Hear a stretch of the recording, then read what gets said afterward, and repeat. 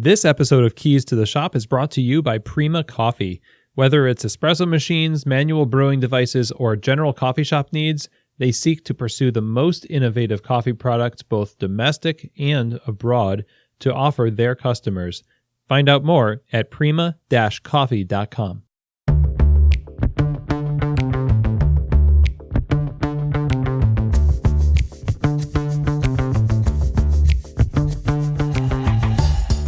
This is Keys to the Shop, episode number 32, Making Order Out of Chaos.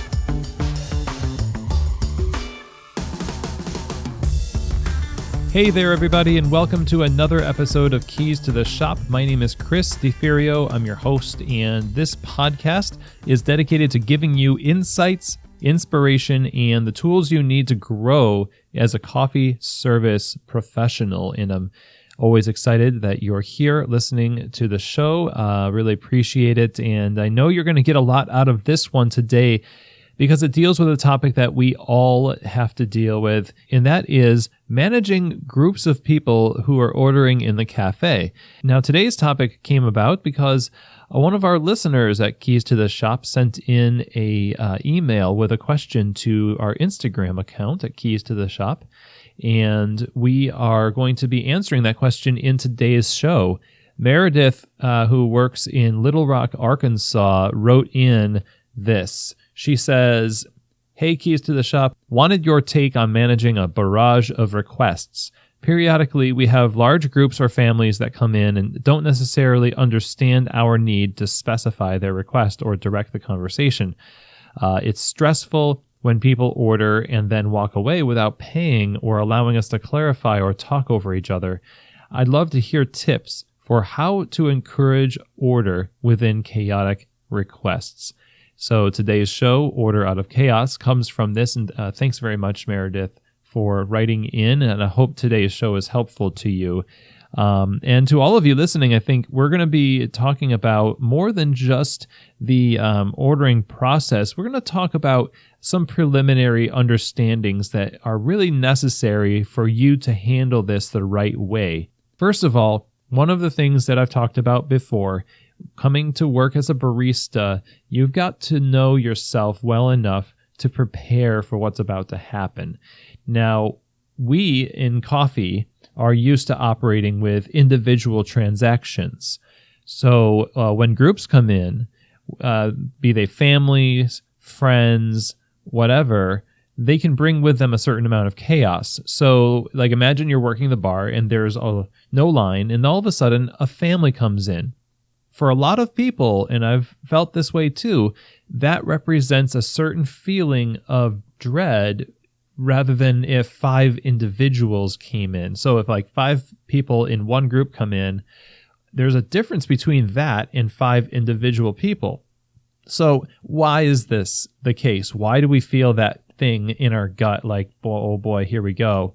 I think this effect, it happens because we don't effectively prepare ourselves for groups. We expect individual orders in a series that have a beginning, middle, and end. So one customer is through, and then the next shows up, orders, pays, we make their drink, and they pick it up. And we keep doing that over and over again.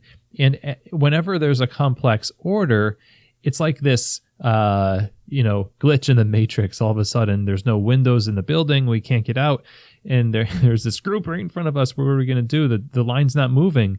And that doesn't seem natural either. The line out of the side of our eye, if you're on the espresso station, you almost feel like something is wrong, like something bad is happening over at the register, because 5 people have sort of grouped together and are ordering together rather than 5 individuals sort of single file going bit by bit, kind of an assembly line of customers.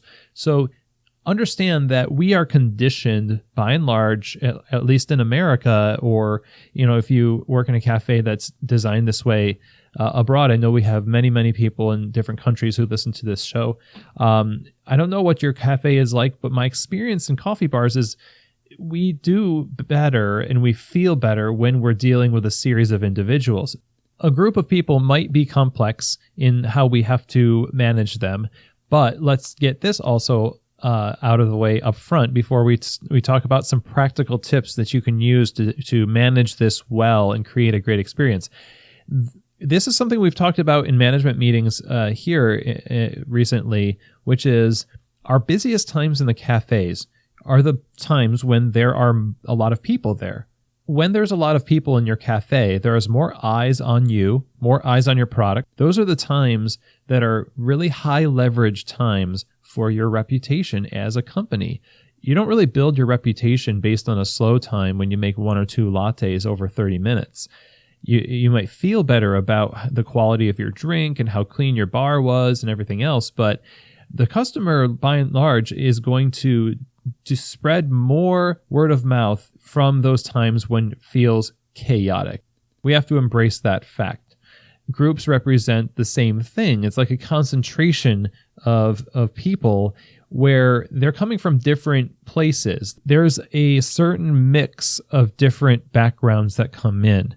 There are people who don't want to be there necessarily, but their friend wanted to go, so they're coming with them, and their first time in a coffee bar maybe. And there, of course, I don't need to tell you, that's a great opportunity to maybe introduce them to your brand and your coffee. What about the parents who are in town for a graduation or the birth of a new grandchild or something, and your regular who comes in at 9:30 and gets that Americano with a bagel to go, loves you guys so much. They wanted to bring them, their family, to see this coffee shop. It's my favorite coffee shop.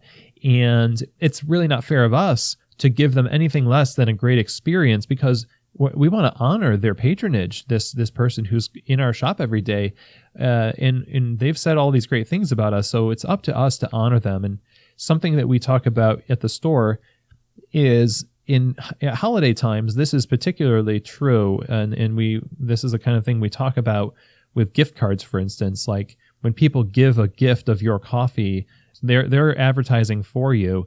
And now we've got this group of people in, and as ambassadors of specialty coffee, we use that language to describe people who are competing in coffee, who win barista competitions. We're all ambassadors of specialty coffee to people who buy specialty coffee. And especially so when we are in front of people who might not be into it. So groups represent a great opportunity to honor your existing regulars who bring the group in, to honor the reputation your coffee bar has that people heard about in advance, and to create new customers and opportunities for specialty coffee and your store. And you become better too as a professional when you learn how to deal with this effectively. So let's move on from here with the understanding that this is not a hurdle that we want to jump over. It is an opportunity that we want to embrace. And here's where we get into some practical things. We have to be sensitive to how our customers feel, especially the group. A group of people might feel any number of things. They might feel confusion about where to stand, being self-conscious about the size of their own group. It's not, some people don't really care. They just don't have that kind of sensitivity. But I see a lot of people feel uncomfortable because they know that they're kind of in the way. And a lot of times when people wander away from a group, it's because they feel awkward. They just don't want to be there, right? And we'll get into why that is the case and how we can combat that, because that's a problem with ordering and how we embrace the group itself and control the situation. Some other people feel frustrated at people in the group. You might see some bickering. I thought you were paying, or I thought you were going to order me something. Well, you were in the bathroom. I didn't know you wanted the can you put that on the order? She wants a latte, or he decided that he doesn't want that bagel. I'm sorry. There's a lot of things that can happen in the midst of the orders that not only can frustrate you as a barista, but kind of embarrass the people who are there too. So you have to be sensitive to that. And a lot of people are excited. Some people are excited to be there in your coffee shop, or they want to be the tour guide to their friends for your coffee shop. So there's this mix of emotions, and we could talk about that mix of backgrounds. This mix of emotions that people bring needs to be handled with confidence and guidance. So you need to guide them and give forward momentum for them to have a good experience, because they could kind of stop themselves in their own tracks if they don't receive guidance from the people who represent the space that they are in. Your cafe is essentially, you have to become a tour guide. You're taking people and pulling them around to the cafe where they're going to order, where they're going to pick up their drinks. You're answering questions, and you're not only focused on the details, but you're also focused on what's going on all around you. So in order to control this process, you need to be confident and hospitable. So that means your attitude, your stance, your tenor behind the bar has to be one that exudes confidence, happiness, excitement for the group. A group, more so than anything else, needs to latch on to one thing that will help guide them through, because everybody has different ideas in the group. No one will go anywhere unless you take control and make them see that, hey, we got this. We got you. What can we do for you? When you're confident and you're able to, guide the group well, people will feel comfortable, and people are better thinkers when they're comfortable. So the confusion that people have at the register when they're in a group, a lot of times is the reflection of the confusion that we reflect to them as the staff. We don't greet them in a way that lets them know that we're in a place that can handle their group. So I would say that if you have a group that's a little unwieldy, part of that is going to be, how are you presenting yourself to them? Do you command their attention by your presence at the register or at the espresso machine? Do you engage them automatically and guide them along the path of getting the coffee and having a great experience? Well, then if you don't, they tend to guide themselves, and then these things everyone starts to feel lost. So now we know what the goal is. The goal is to make them feel comfortable. Like one of our managers, Philip, says, he wants people to feel acknowledged, welcomed, and included. So that's a very good thing to strive for, especially because you're trying to combat the inevitable awkwardness that others around them and they themselves might feel. So here are some suggestions. Number one, you and your team, your baristas, especially if you're a manager, need to develop a plan for how to deal with a group when they come in. This does two things. One, it kind of reinforces the idea that this happens in our cafe, so you're not taken off guard by it. You actually have a plan. A lot of times people don't talk about what to do when a group comes in, and the manual is built around a single file individual order system. So is there a plan in your cafe to deal with this different scenario? I know that we talked in the second episode of Keys to the Shop, which was really the first episode because the first was a introduction episode, which doesn't count really. The second episode was a workflow with Ryan Soder, and workflow is huge when it comes to dealing with groups because you have to lean on your systems heavily in order to maintain the flow of service and get them all their drinks in a timely manner. But the plan that you come up with in terms of a group has to include how you greet them, what you do in order to bring them into your store and get them to order in an orderly way. Number one, when they come into the store, you acknowledge them. You've got to let them know that you see them.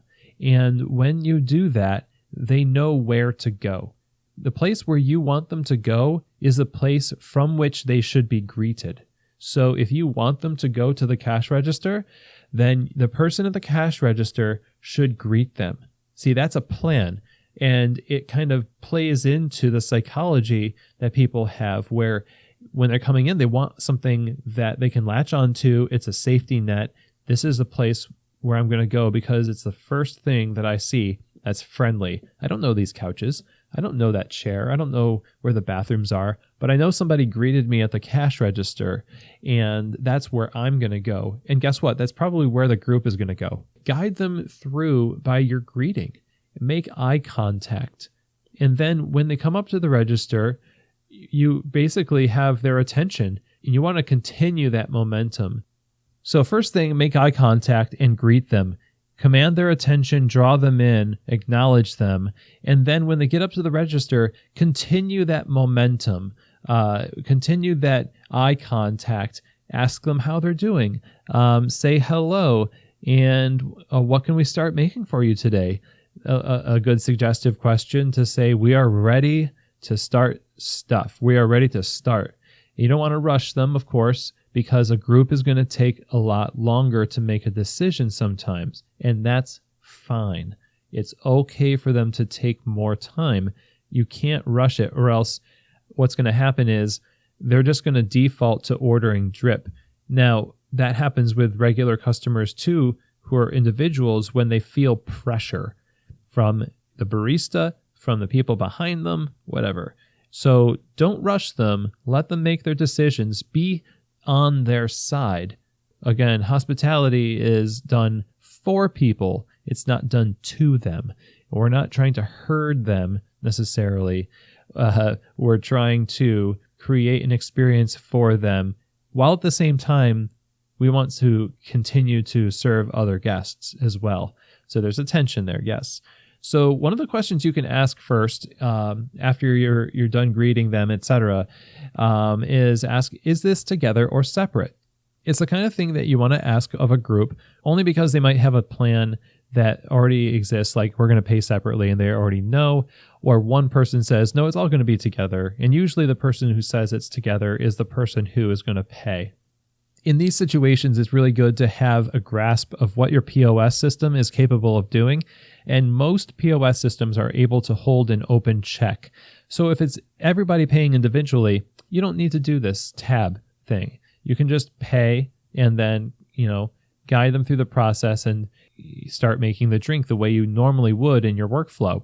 But if it's one person paying, then you can start a tab. And I would say that in almost every case where this happens, you start a tab because there's a possibility that somebody, like Meredith said in her question, somebody might walk away. And what if the person who walks away is the person who's the card holder and they haven't paid? It would really suck to erase every single thing in the register and then have to redo it based on memory, or have to rewrite it out on a piece of paper for later.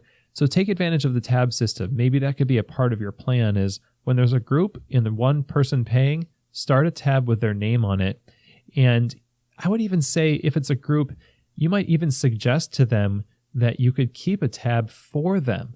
That way, they don't feel the pressure of having to get everything all at once, and they can just throw it on the tab when the line dies down. I've seen this happen so many times, where when you have a tab open, everybody gets their drink, they're sitting down, they're having a good time, and then they want to add one more thing to it. All I have to do is press a button and it's on the tab. Now, when people start ordering, this is where most of the chaos comes from. When you lead with a question, so what can we start making for you? There's usually going to be somebody who is the first person who knows what they want. It could be the person that's like fed up with this group and it's like, well, I just want coffee. I don't know what they want. I just want coffee. Now, you already know, you've already asked, is this together or separate? So we've got that point of clarity. Now it's a matter of getting the orders right. So you take that order, and if it's individual, they pay and you continue. You get their coffee or however your workflow works. And then the next person comes in line, right? What often happens in the middle of this is people will start interrupting one another. Somebody will start to order something, and then somebody else will tack on a item to that order, or they will throw a wrench in that person's order and say, are you sure you want that? That, I don't know, you might be up late if you get regular coffee. And now it's taking a little bit more time because they're wondering if they should do decaf. And you've just got to be patient, sit there and engage in that process with them. Part of the mistake that we can make with a group is letting them fend for themselves in front of us. And it creates a wall. So if you can insert yourself into that conversation, So in this situation, if somebody's wondering if they want to get that cappuccino regular or decaf, and their friend is saying, I don't know, do you want to do that because you might be up a long time? You can just sit there and listen to them, or you could say, well, we can make that half calf, or we totally can make that decaf. Our decaf is really delicious. And now you have created momentum. You have created more clarity and told them what you can do. You have facilitated a service for them in the midst of their conversation. But what I've done in the past, and I know a lot of us do, is we will listen to people and wait for them to get done sorting it out, and we're just kind of rolling our eyes. And I mean, I'm not talking about recently necessarily, but you kind of roll your eyes and think, when are these people going to be done ordering? Oh my goodness. And then you repeat it back to them like, okay, so decaf, cappuccino, almost like you're impatient with them. That's the last thing you want to be, is impatient. Embrace the length of the order. It might be longer. It probably will be, but it's much better to be kind, patient, and involved than it is to simply be impatient, frustrated, and not think clearly. So in the chaotic request, sometimes you will get interrupted. Sometimes somebody will want to ask you a question, and you'll have to have a mind that recognizes that somebody asked a question over here to your right, but the person in front of you is the person you're still engaging with. Here's the thing. You can't just ignore what that person said, because you heard it and they know you heard it. So both of you are expecting something to happen. This is where the plan comes in. It's going to be a matter of addressing it in a non-committed way so that you can continue to ring up the customer in front of you. So have an arsenal of little phrases that you can say like, oh, absolutely, we can do that. I'll be right with you.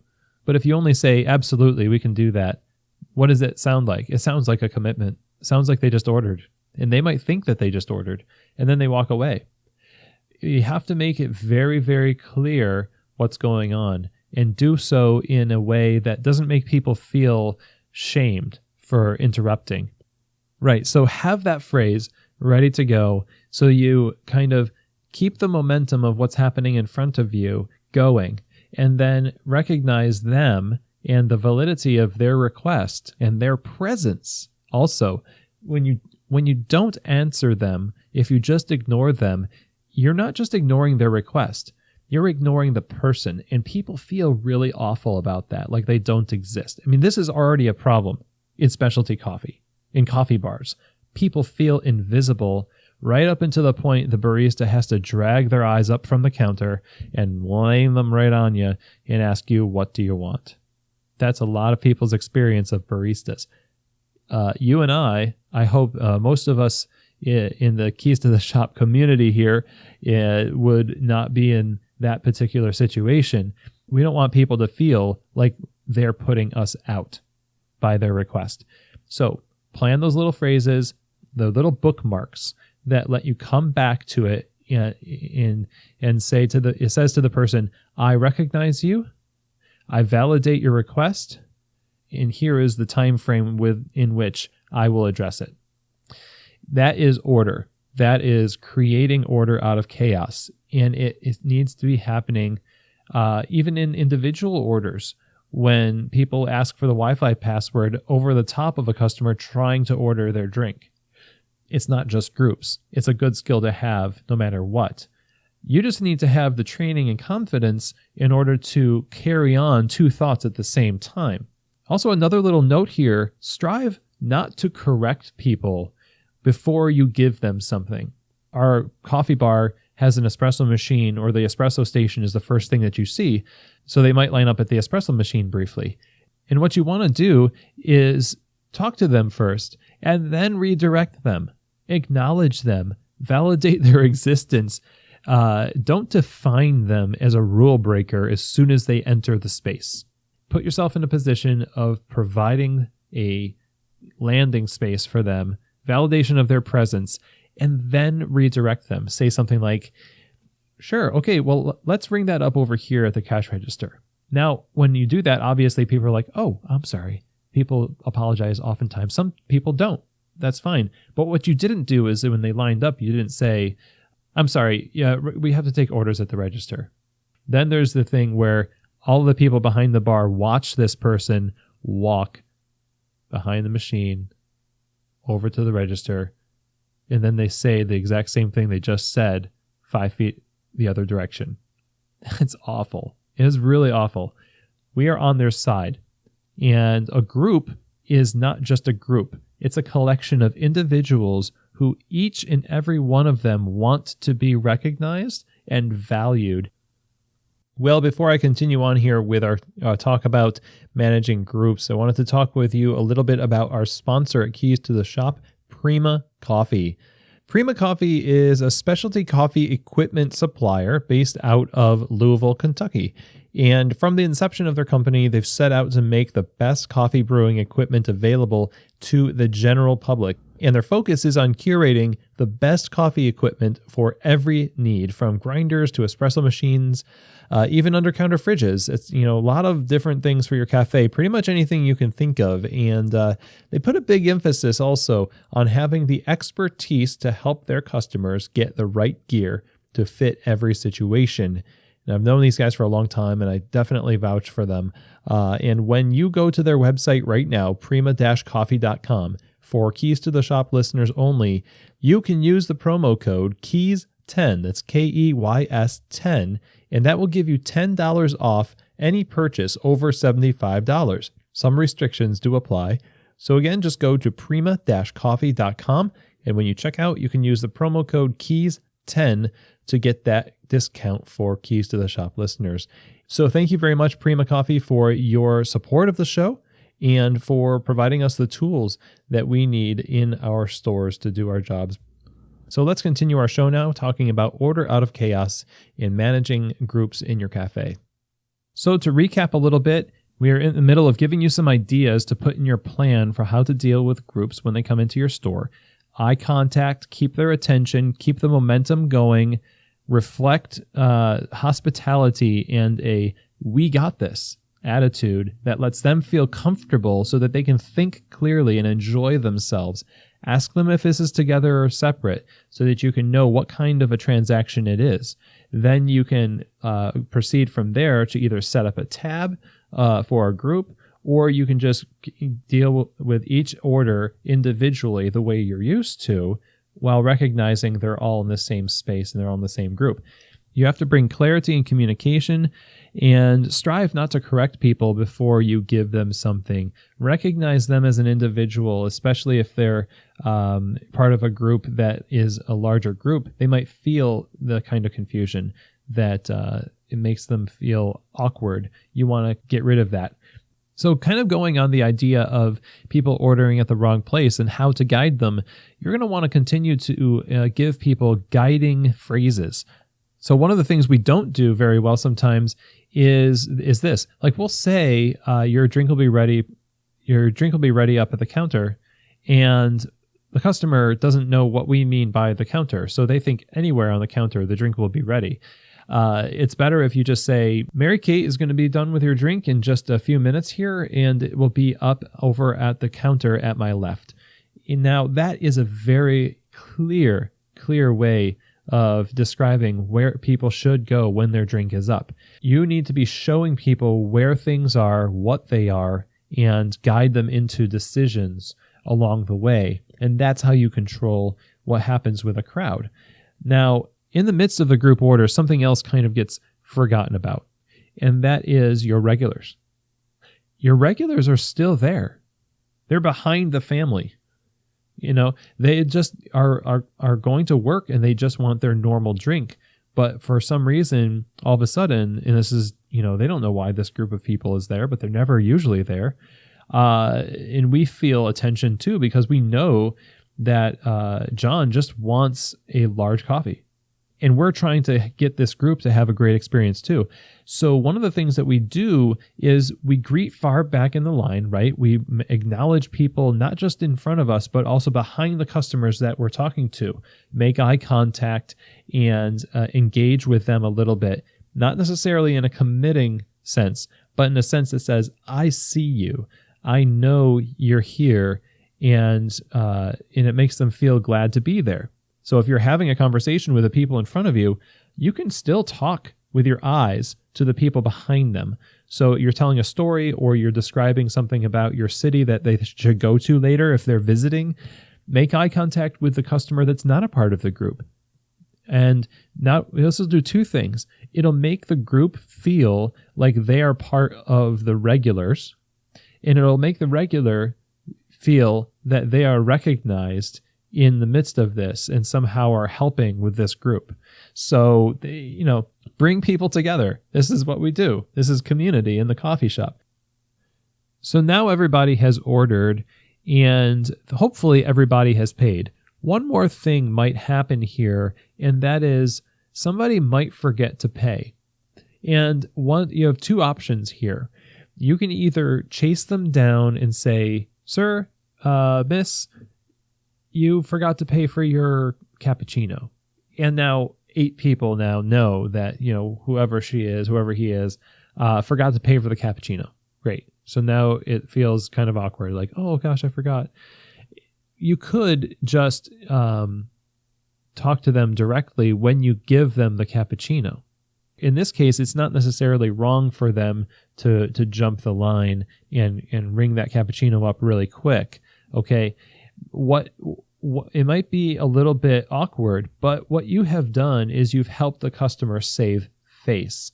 So the principle here is you've created an environment where you're willing to absorb some of the awkwardness in order for the customer to rectify the situation privately with you rather than publicly with everybody. So that's just a little aside. What might happen if somebody forgets to pay? Just have a principle that you want to resolve it as privately as possible, because you don't know how sensitive people are about that type of thing. And just bring it up for them really quick and then, move on.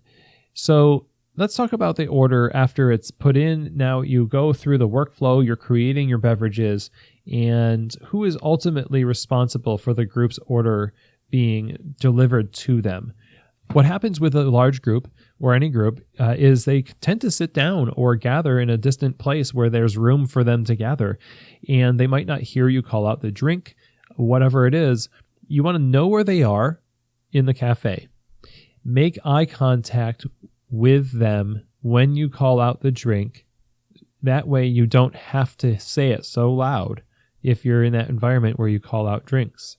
If you can bring it out to people, go ahead and do so. And in that moment, when you bring it out to people, let them know that the other drinks are coming up on the bar shortly as well.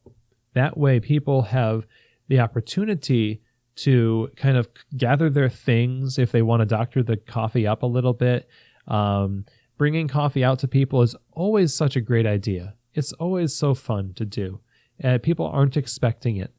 But oftentimes, too, giving people the opportunity to pick up a drink from the counter means they don't have to bring their drink back to the condiment bar to put sugar in it or cream or whatever they want. So, there's a couple of ways you can deal with that. Again, you want to know where the people are. You can hold all these things in your mind, by the way. The brain is a very powerful thing. And if you train yourself, you can kind of know where that group went. And when that drink comes up, you can call it out in a regular tone, making eye contact with them, and they will come get their drink. But you never want to have a drink dying on the bar, as they say. This is just for some reason we don't want to leave the bar, or we are innovative to a point, but not to the point where we are delivering drinks to the customer. So make sure that somebody is ultimately behind the bar responsible for getting that drink out to that group, and they are all set. Now, when the group has all of their drinks and they are all set, whether they are going out after that with all their to-go beverages or they are just sitting down, you should probably ask them, is there anything else that we can get for you? They're guests in your cafe for that moment, even if it's to go. I think of Casey Underkoffler in episode 30 of the show. He calls customers guests. Their cafe is a part of a restaurant called the Bachelor Farmer, and so that language travels over. But when you think of a customer as a guest, and this group of folks in your store as guests, then you're not going to simply wipe your brow after the group has gone through and think, whew, that was really hard. I'm glad that's over. But they're still in your cafe. They're still there. I mean, your job is really not done until the last person in that group walks out the door. And until then, you as a group, you as a team are responsible for them as a group. So we've talked about a lot, and you can tell by the way that I've chosen to address this that a lot depends on us changing our mindset about groups and then making a plan to be welcoming and practical, guiding them with confidence and being on their side, helping them make decisions. And in the end, if you manage the group this way, simply with care and due diligence with that, working a plan with the end goal in mind of them having a great experience where they feel taken care of, then you've done your job. You've minimized the friction that is possible in these situations, and you might win this customer for life. You never know. You're definitely going to feel better about yourself as a professional with something that is patiently well handled over time. So that's just a little bit about how we can care for a group that comes into the store. A lot of empathy, a lot of planning, a lot of patience, kindness, confidence, and being a tour guide. It's funny because I was talking with a friend of mine who gives tours at a distillery here in Louisville. He used to be a manager of one of our stores at Sunnergasse. And we were talking about, he is the tour guide manager of the distillery. And all of the same things apply to his field. People come in with lots of ideas, emotions, and backgrounds, expectations. And as a tour guide, one of the things he said is you've got to kind of absorb their energy and reflect it right back to them. Almost like a way of acknowledging, like, I see you, I see what you're doing, and I see and recognize you. And now here we're going to another room or, we're paying for the drink now in our case in a coffee bar, or we're going to, deliver your drink down to this counter. Sometimes when you guide people, you might feel as though you're squashing the organic and, community nature of things. But if you didn't do it, you would find that the experience would be much, much worse. So it's a necessary component of your job to take control. The manner with which you take control is based on the story you tell yourself about a group. And the whole point of this episode today is not only to give you some suggestions about ways that you can deal with a group of people in your cafe and create order out of chaos, but it's also to say that we are in the driver's seat more than we think when it comes to how people act, react, and experience our cafes in a group. So I hope that this episode was really helpful for you. The show notes, of course, are available on the Keys to the Shop website at keystotheshop.com. Also available on that website are all of our past episodes and all of their notes as well. So feel free to peruse that website. And if you want to reach out to me and you have also something that you want to talk about, or maybe you have a question like Meredith, you can just reach out to chris@keystotheshop.com and email me that way, or you can reach out through our Instagram like Meredith did. It's just @KeysToTheShop is our Instagram. So go ahead and follow us on there, and I'll look forward to hearing from you all. Also, if you would, take a moment. It's really simple to go to iTunes and subscribe to the show and give us a rating, a review. If you like the show and what we're doing, it would be great to hear how the show has impacted you in your cafe, your career, whatever. So I would really, really appreciate that. It just helps the show get out in front of more people and the content into more people's hands. So thanks again for listening to the show. Go out there this week and take in your guests, take in your groups as they come into your store, and be patient, kind, confident. Be the tour guide that they need you to be, and the person who is on their side, who makes them feel acknowledged, welcomed, and included in this cafe of yours, that they have a great experience and they will walk away with a really great feeling, and so will you. So, as always, I hope that this episode, along with all of our other past episodes, has given you keys to the shop.